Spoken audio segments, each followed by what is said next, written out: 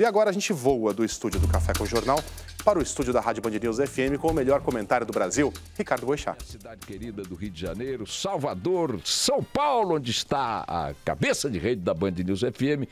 Vitória, eu já falei, um bom dia para Vitória e para todos os capixabas. Bom dia também para o nosso Luiz Megali, escanhoadíssimo Luiz Megali. O Megali agora está fazendo barba todos os dias. Milagre, né? Coisa impressionante. É o genro que todos queremos, né? Bom dia para o Megali, bom dia para a Júlia do Ailib, bom dia para toda a equipe do Café com o Jornal, o melhor telejornal matutino do Brasil. Bom dia também para Roberta Russo no comando do noticiário matutino do Band News TV. Sintonize agora a TV Bandeirantes ou Band News TV e você terá as imagens ao vivo aqui dos estúdios da Band News FM em São Paulo. Hoje, solitariamente, com o nosso querido Eduardo Barão. Cadê o Felipe Bueno, Barão? Tá de folga hoje. Folga, né? Uma maravilha. Que nós temos de parlamentares aqui na redação, eu incluído, né?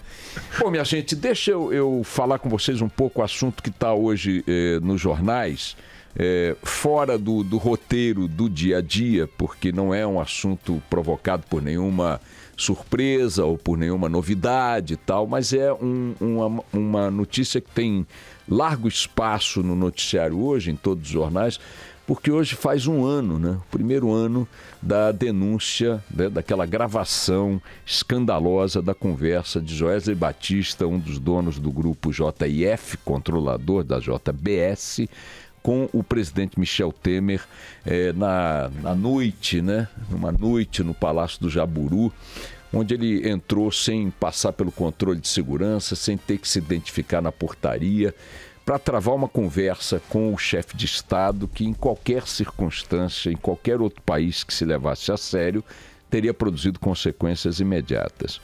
O curioso do noticiário de hoje, da análise que muitos fazem nos jornais, vários colunistas e tal, essas gravações foram reveladas pelo Lauro Jardim, pelo colunista Lauro Jardim do Globo, e também por Guilherme Amado, também no próprio Globo. O Globo hoje dá como manchete o dia que não acabou, né? Dedica um grande espaço a esse primeiro aniversário do caso Joesley, do caso Joesley Temer, etc. A Folha de São Paulo também abre espaço na sua primeira página para isso. O Roberto Dias, seu colunista, diz: caso JBS faz um ano e país não evoluiu, né? O Estado de São Paulo também dedica espaço ao mesmo aniversário desse caso escandaloso, não na primeira página, mas no seu noticiário geral. O que se constata da leitura, da notícia, dessa memória e das análises feitas em torno dela, é um sentimento de que as coisas não mudaram, de que, a despeito daquele caso assombroso, né? Porque é uma coisa impressionante, aquele tipo de conversa, naquelas circunstâncias, naquele horário, fora de agenda, com aqueles nomes sendo citados e com o que se viu na sequência, um grande auxiliar, íntimo auxiliar do presidente da República recebendo malas de dinheiro vivo, do mesmo grupo controlado por este que foi ao Palácio Jaburu à noite, para uma conversa íntima com o presidente da República, repito, naqueles termos, gravado, uma coisa escandalosa. O que se constata, de fato, é que os personagens principais daquele escândalo aí estão, aí continuam, ou pouco aconteceu com eles. O Temer está numa presidência cronicamente agonizante, né? O Joesley Batista está em casa. O Rodrigo Rocha Loures, que carregou a mala, está em casa. O Aécio Neves, que pegou uma beirada desse escândalo, está no Senado. E vida que segue. E muitos poderão dizer que essa situação é absolutamente inaceitável, que mostra que as coisas não mudaram, que o país não evoluiu de fato. Num quadro geral, se quisermos olhar, de fato, no campo jurídico, no campo penal, pode-se dizer que é angustiante perceber o quanto um escândalo como esse não produz consequências objetivas, né?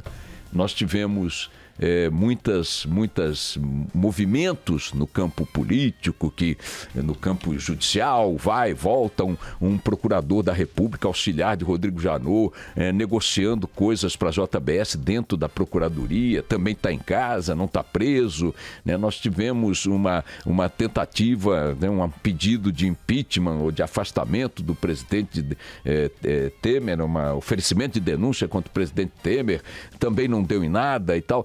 De fato, essa sensação de que a despeito do escândalo, que é apenas um escândalo simbólico entre muitos outros, é emblemático entre muitos outros, as coisas não estão andando. E a síntese do noticiário hoje sobre o primeiro ano do escândalo JBS é essa, de que nada aconteceu. Mas eu quero pedir vênia aqui aos meus colegas para dizer que não concordo com essa leitura. De fato, no campo legal, como eu disse, no campo jurídico, pouca coisa evoluiu concretamente. O que seria natural numa situação dessa é que todos os envolvidos estivessem, no mínimo, apiados de seus cargos políticos, tá? E não tão, no mínimo assim, presos, condenados. Processos não andam, as consequências políticas não ocorrem no campo da ocupação ou permanência dessas figuras nos seus cargos e tal, mas eu quero me fixar no plano geral, para discordar da ideia de que coisas não tenham acontecido. Para ficar só para além das consequências legais quase nulas, há sim consequências políticas, né?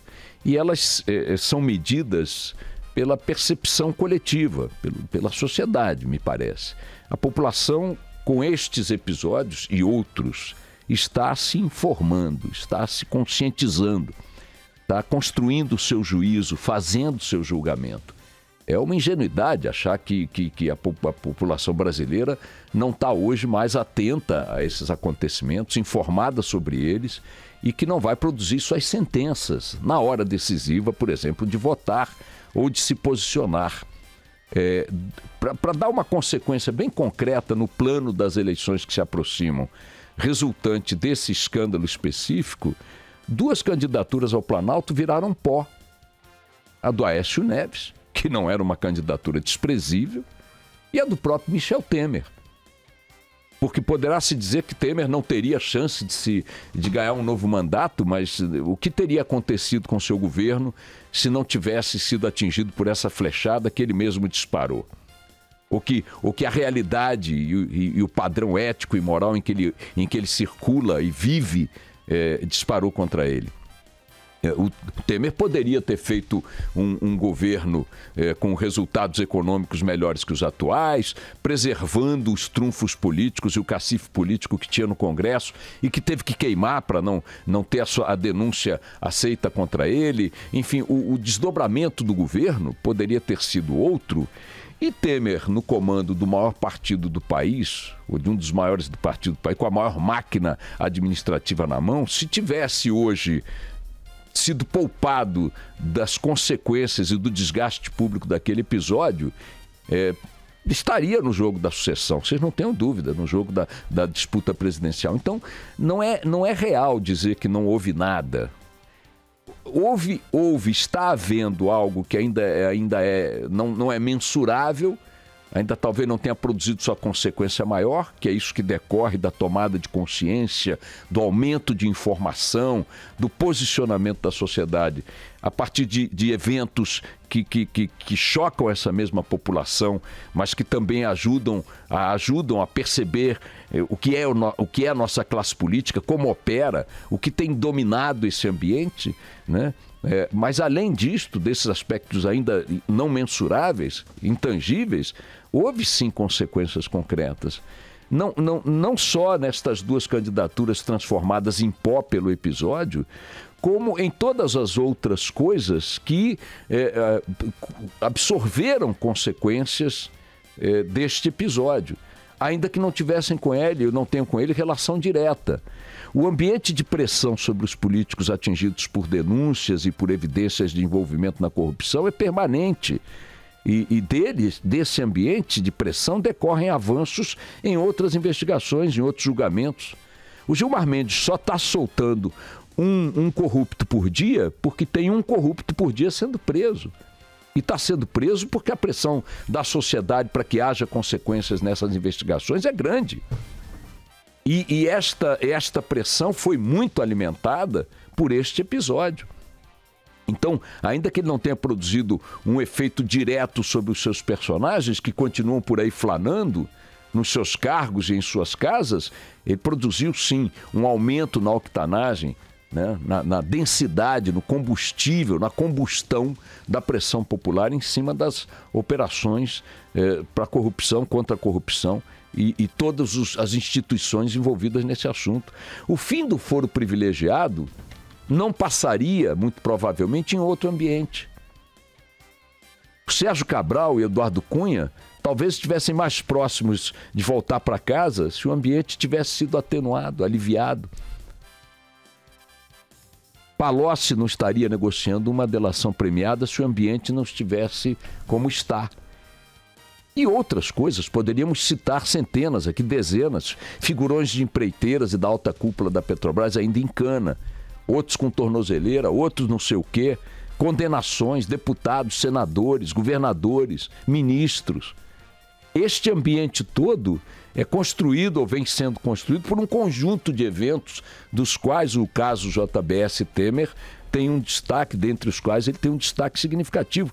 Sem ele, muito provavelmente, menos elementos para que essa pressão permanecesse e aumentasse existiriam, sobreviveriam.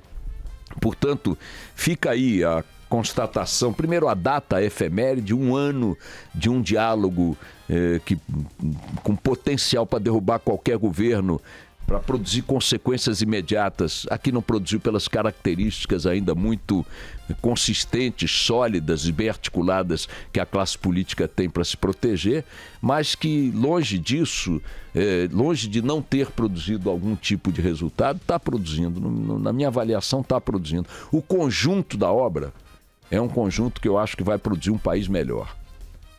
As eleições vêm aí. Pode ser, eu tenho insistido nesse ponto. Tá bom, detonaram 2 candidaturas essas gravações, Temer e Aécio. As que restaram nos enchem os olhos? Não, claro que não. Ninguém está aqui vivendo nenhuma ilusão quanto ao elenco de candidatos que está com as suas diferenças, mas ninguém preenche as expectativas da população, ninguém. Mas seja lá qual for o eleito, repito, seja lá qual for o eleito, o país que ele vai governar, em função desta posição, deste entendimento, desta atitude diferente do brasileiro, vai ser outro. Vai ser outro. Eu mantenho essa chama de esperança acesa. Não posso acreditar que o país vai virar pó, vai piorar em função da eleição. É claro, concordo com o nosso companheiro Reinaldo Azevedo, de que a campanha eleitoral vai exacerbar este ambiente de pega para capar, de radicalismo, de extremos que estão aí, que está aí pautando boa parte do debate político. Concordo, o ambiente de uma campanha eleitoral propicia esse tipo de fertilizante, fornece esse tipo de fertilizante. Mas haverá um momento em que a eleição estará consumada, o eleito estará eleito, a posse se dará, um novo pacto, um novo arranjo no campo político tenderá a acontecer, tomando como base patamares melhores. Porque eu imagino, ninguém vai ser maluco de achar que o país não mudou. Um novo presidente não pode achar que vai poder receber alguém de madrugada no Jaburu para ter esse tipo de conversa. Não vai achar que pode ganhar um apartamento na orla de São Paulo e levar empreiteiro e achar que não vai dar em nada. Quem vier ocupar aquele cargo agora sabe que tem cadeia para presidente, tem derrocada política, tem impeachment, tudo está no jogo. O baralho mudou, as cartas do baralho mudaram. E eles sabem disso. O que vier a tomar conta do país como presidente legitimamente eleito, seja lá quem for, sabe que a brasa da opinião pública vai estar muito mais perto do seu bumbum do que jamais esteve de qualquer bumbum presidencial. E isso, para mim, é um passo importante, é um avanço. Não quero aqui dar uma de poliana, mas discordo da ideia de que as coisas não estejam aos trancos e barrancos, sofridamente, com um custo altíssimo para todos nós, evoluindo. Estão evoluindo. O país não vai acabar, minha gente. Isso pode tirar do horizonte, porque o país não vai acabar.